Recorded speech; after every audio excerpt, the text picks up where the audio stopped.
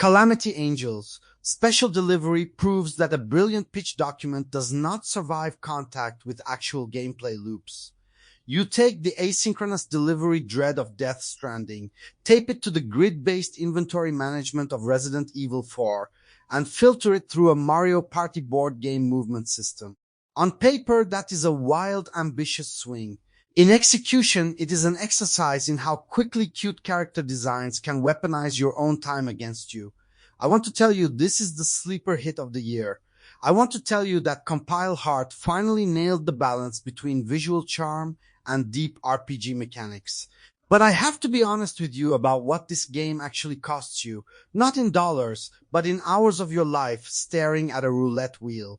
You play as Yuri, a rookie manager saddled with the disgraced courier guild known as the Calamity Angels, tasked with delivering emotionally charged packages across a monster-infested world. That is the entire context you need. But let me give you the exact moment the illusion of strategy shatters. You are staring down a mid-game boss, calculating your skill points, and you issue a crucial attack command to your heavy hitter, Samnia. Instead of executing the strike, she physically smacks your text box away and goes to sleep. Why? Because her mood was low and she felt like napping.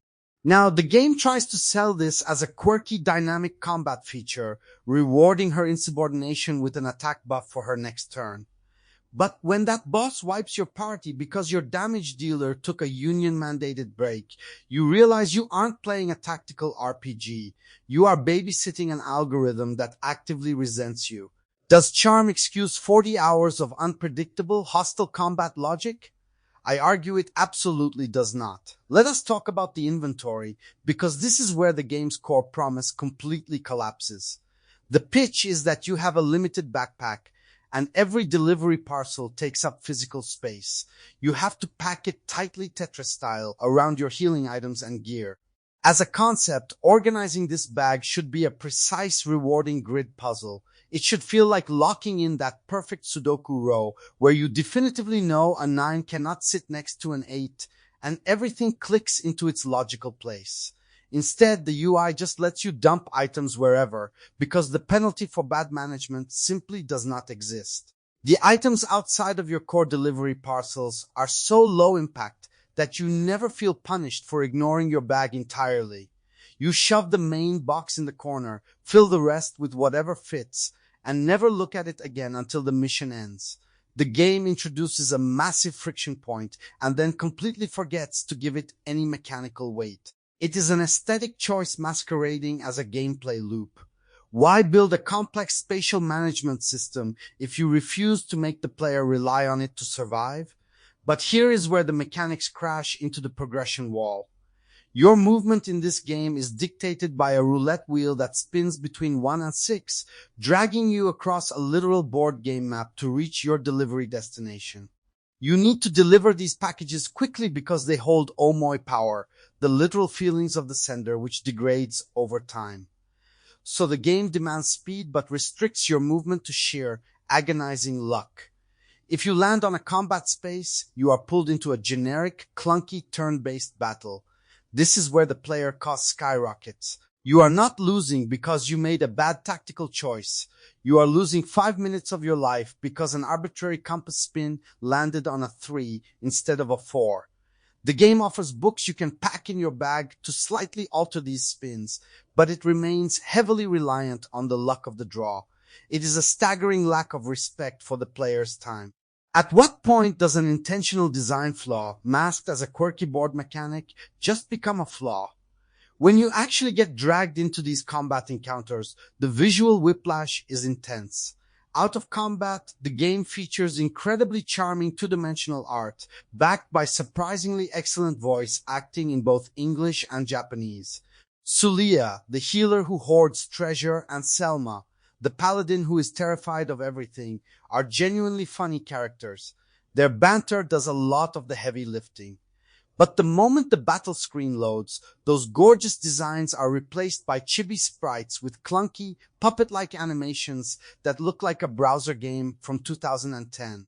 The combat is strictly turn-based, dictated by a speed stat order, and relies on an SP economy to prevent you from spamming strong attacks. It sounds competent, but it is ultimately basic and same why. The real chaos comes from the mood system I mentioned earlier. Every character has gimmicks. Luminous can transform into a magical girl creature. If Selma is in your party, seeing that creature terrifies her so much, she enters a state of panicked anger and eviscerates the battlefield. Ivris is a mage who refuses to cast spells unless she is in a fantastic mood, preferring instead to run up and punch monsters in the face. If I wanted to embrace sheer, chaotic RNG where my character's quirks dictate the entire run, I would go play the Vagabond in Brotado's Abyssal Terrors expansion. By hour 15, when you just need a standard area of effect clear to get back to the board game map, it becomes utterly exhausting. If this no-fluff breakdown just saved you $30 or 40 hours of grinding against an arbitrary roulette wheel, hit subscribe and consider the join button so I can keep analyzing these without sponsored filler. Now let us talk about the pacing of the campaign, because the final third of this game completely abandons its own structure. Spoilers in 3, 2, 1. The entire gameplay loop relies on raising your Calamity Angels delivery ranking within the guild. For the first 3 ranks, the game actually breathes. The game effectively conditions you to ignore all the side content, aside from the character-specific quests, because the main path suddenly propels you forward at warp speed.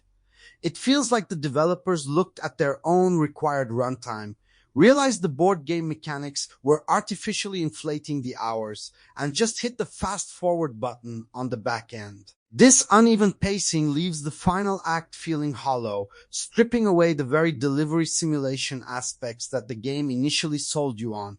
You stop being a courier and just become a participant in a rushed visual novel. So we have to look at the overall value proposition. You are paying $30 for a game that has a phenomenal premise, excellent voice acting, and some of the most endearing character writing compile Heart has produced in years. The Physical Plus edition even throws in a great art book filled with what-if concept designs that show how much passion went into the pre-production phase. But a video game cannot survive on concept art and voice lines alone. The connective tissue binding these great ideas is a repetitive luck-based slog that actively prevents you from enjoying the world they built. The bag management is trivialized. The board game movement is a frustrating time sink. The combat is basic and visually unappealing, hindered by an AI system that thinks taking away player agency is the height of tactical depth. Calamity Angels, Special Delivery is not a broken game, but it is a profoundly misguided one. It fundamentally misunderstands the appeal of the genres it tries to smash together. It takes the methodical satisfaction of a delivery simulator and ruins it with random number generation. It takes the strategic depth of a turn-based RPG and ruins it with insubordinate party members. It is a title at war with itself, constantly generating friction where there should be flow. It is worth experiencing purely as a design case study, or if you have a massive tolerance for heavy dialogue paired with mediocre gameplay. But for anyone looking for a tight, respectful mechanical experience, this package should be returned to sender. Would you rather play a perfectly polished, mathematically fair game with completely forgettable characters, or a mechanically frustrating mess starring a cast you genuinely love? Let me know in the comments.